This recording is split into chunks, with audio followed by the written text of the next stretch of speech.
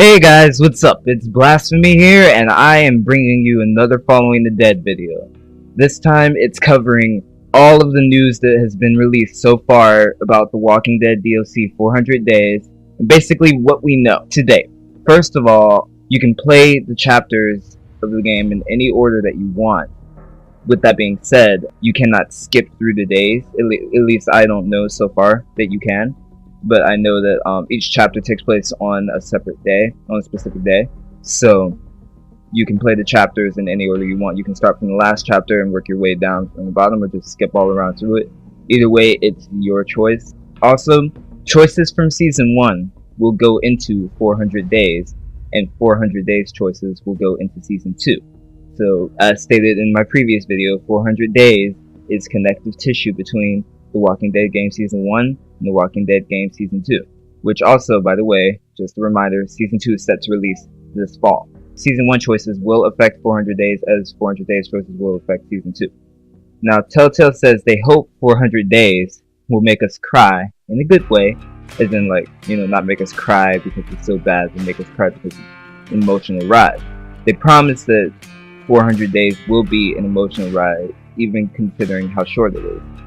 So, I don't know how that will be, in my personal opinion, because Season 1 made me cry because of the long journey that Lee and Clementine were on. So, without them being there, it's kind of going to be hard for people to connect to these other characters.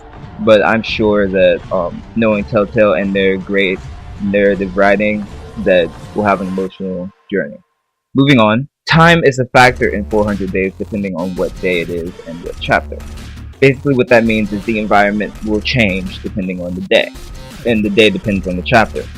So, for instance, the diner that they've been talking about, or truck stop, sorry, I don't know why I've been calling it a diner all of this time. The truck stop, that truck stop will slowly go under a change as the days go by. 400 Days is basically about a year and a month. So, with that time in the zombie apocalypse, you will see that areas will start to change as the zombie apocalypse affects it, and as it affects the characters. I mean, because Telltale specifically said, one of the guys from Telltale specifically said at E3, he said that the Walking Dead characters will react differently depending on what day it is in the zombie apocalypse. Like if it's 2 months in, they will act like they're 2 months in. They're starting to get it, but they're not quite there yet. Like there's still some shock. And if you go all the way to a year in, then you're kind of getting used to it and everything. You can kind of like, if you want a really good example, then you can compare it with the TV show pretty much, because that's kind of what it's parallel to. Though the TV show has nothing to do with 400 Days. Let me make that clear. But you can compare that to the TV show because it's kind of parallel when it comes down to time as a factor.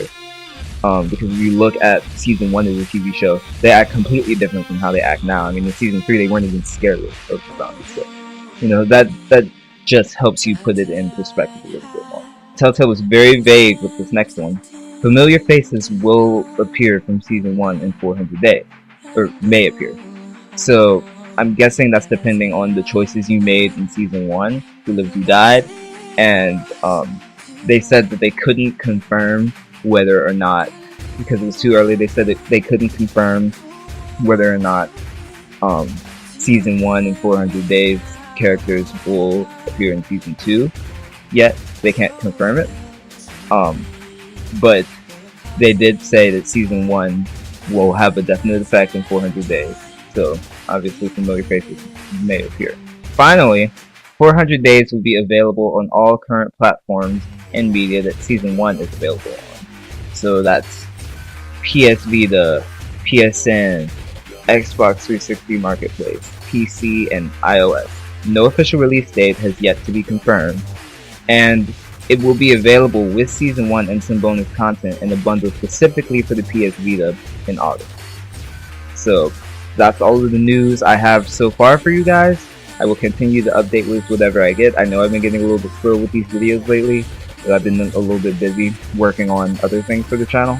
But I'm going to try to keep you updated as much as I can in the days and weeks to come. I hope you guys enjoyed this video, and I will see you next time. Peace, guys. I'm out.